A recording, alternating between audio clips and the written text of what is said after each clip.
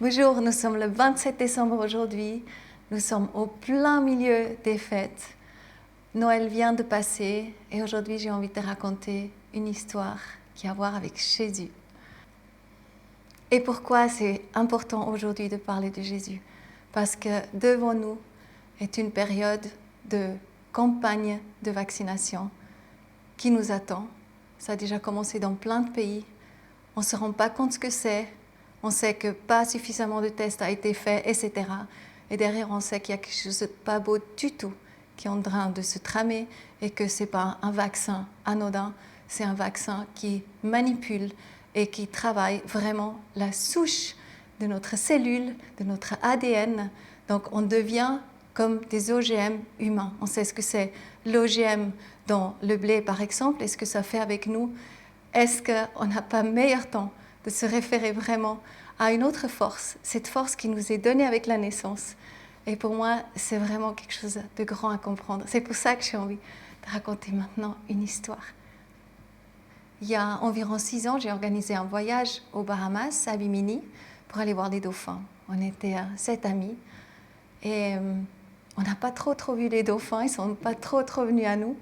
Il ne faisait pas très beau, il faisait plutôt un peu frais. On était souvent sur le bateau, mais on a passé un moment de proximité entre les amis vraiment incroyable. C'était très sacré comme voyage, très proche entre cette énergie d'amicale. Et à un moment donné, j'étais avec un très bon ami de moi sur le bateau, on était devant. Et là, il me parle de Seven Sky Life, de la plateforme web que j'ai. Et il me dit, tu sais Coco, Seven Sky Life, c'est génial, mais il te faut Jésus avec Seven Sky Life. Il faut que Seven Sky Life soit comme enceinte de Jésus. Et moi, je n'ai pas compris. J'ai dit, mais moi, je suis croyante, moi, je crois en Dieu. Et ça m'a presque un petit peu fâchée. Il a dit, non, Jésus. Et j'ai vraiment pas trop compris. Et voilà, donc les vacances sont terminées. Je suis rentrée à la maison et là, j'ai commencé à appeler mes amis pour demander, mais qui est Jésus pour toi? Qui est Jésus pour toi? Et un beau jour, il y a une dame qui m'appelle de Genève, c'était en mois de mai. Elle me dit, oui, on organise pour la journée du yoga, comme je suis prof de yoga le 21 juin, un événement, on aimerait que tu participes, est-ce qu'on peut se rencontrer? À ce moment-là, j'y donne rendez-vous le 21 mai à Nyon. On se rencontre à la gare, je dis ouais, on pourrait aller au bord du lac, on descend au bord du lac, on se pose vers un petit stand et on mange une glace. Nous sommes 5-6 personnes et je suis aussi avec mon amie Niki qui a son centre yoga Lotus à Échalon et on a commencé à parler, à se rencontrer et là, il y a un cycliste qui passe. Et il passe et voilà, bicycliste, les lunettes, je n'ai pas tout de suite reconnu.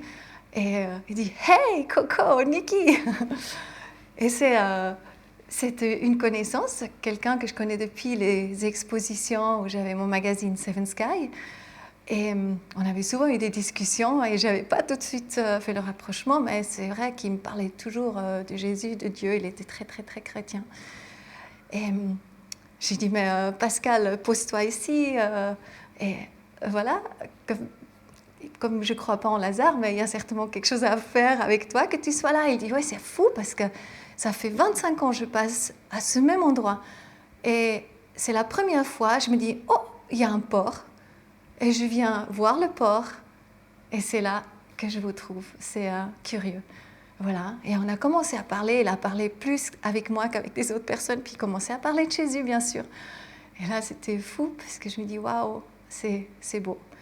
Et à un moment donné, il me dit, tu sais Coco, c'est Jésus qui manifeste. C'est lui qui manifeste les projets. C'est lui le chemin. Je dis, oh là, il y avait juste un message important, une petite révélation, quelque chose qui m'a fait un petit peu venir des larmes comme ça. Et je dis, ok, d'accord, il y a quelque chose à comprendre. Voilà, on s'est quittés ce jour-là, et puis chacun partit de son côté. Et moi, j'ai continué ma petite quête toujours. Et j'ai appelé des amis. À un moment donné, j'ai appelé mon amie Ivy, qui a un centre de guérison, de soins à Zurich. Et je lui ai dit, tu sais, Evie, j'aimerais vraiment savoir vraiment qu'est-ce que j'ai besoin de comprendre sur Jésus, parce que la personne qui m'a amené Jésus là aux Bahamas, il est tellement important pour moi et j'ai vraiment besoin de comprendre quelque chose. Elle me dit, Coco, c'est curieux que tu me parles de ça, mais à chaque soin que je donne, Jésus, la présence, je sens la présence de Jésus. Et elle a énormément de succès, vraiment beaucoup, beaucoup de guérison. C'est génial. Et je raccroche le téléphone avec elle et je vois que j'ai eu un combox. J'écoute le combox et c'est Pascal qui me dit, Coco, il faut que tu me rappelles. Là, je rappelle Pascal et il me dit, tu sais, Coco, mais c'est bien que tu m'appelles. C'est depuis ce matin, The Lord, il me parle, il me dit, il faut que tu appelles Coco, il faut qu'elle rencontre Heidi Baker. Et je me suis un peu renseignée par rapport à qui est Heidi Baker et j'ai vu que c'est quelqu'un qui fait beaucoup de miracles. Des gens qui sont par exemple aveugles, qui voient après. Voilà, on peut aller voir sur Internet, c'est assez intéressant tout ce qu'on voit chez Heidi. Et là, il dit, ouais, depuis ce matin, le Lord, donc Dieu, lui dit, mais il faut absolument que tu appelles Coco, il faut qu'elle rencontre Heidi Baker. C'est très important.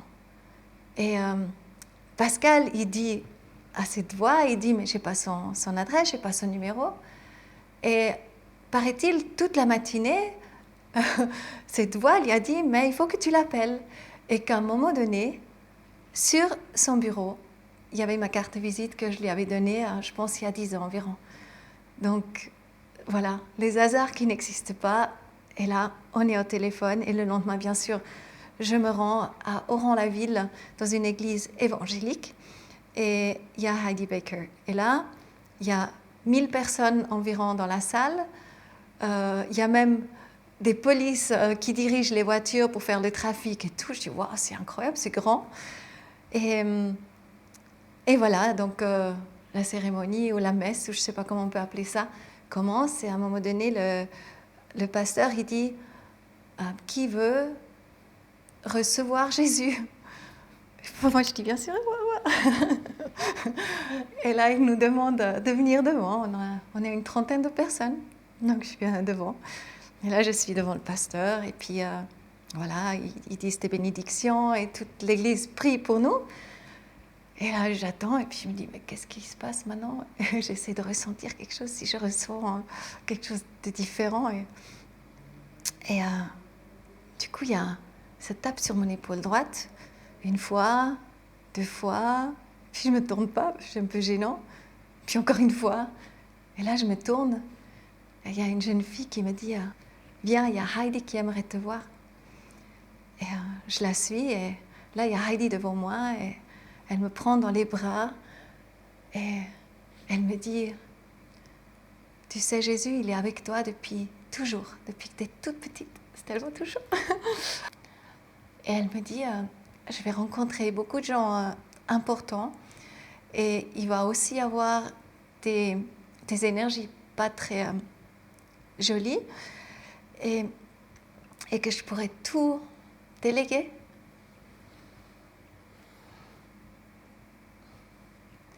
Et que je pourrais toujours tout déléguer à Jésus. Et après, on va sur les genoux et puis on reste. Et puis, elle me dit encore plein de choses. Je ne me rappelle plus vraiment de tout, mais c'était tellement, tellement, tellement touchant. Et plus tard, on sort de l'église et moi, du coup, j'ai vraiment senti cette présence en moi. C'était fou.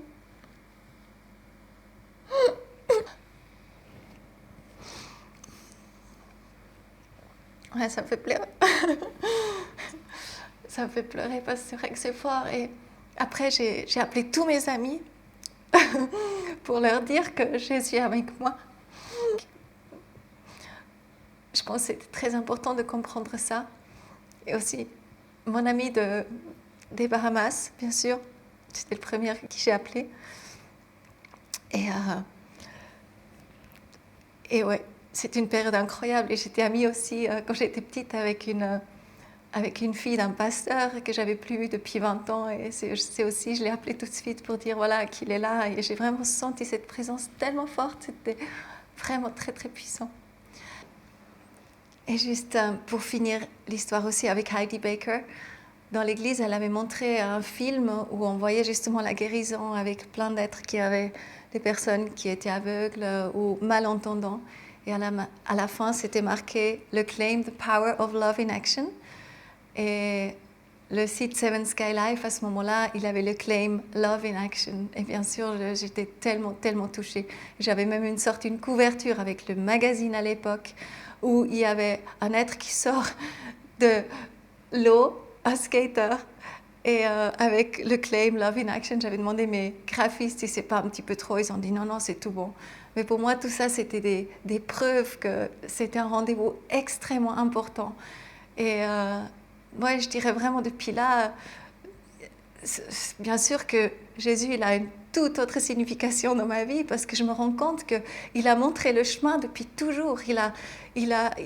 Cette période, ce qu'on est en train de vivre, si seulement on savait que si on pouvait se référer à lui, si on pouvait aussi prier, si on pouvait savoir que tout est en ordre, tout va aller, si on l'inclut dans nos vies.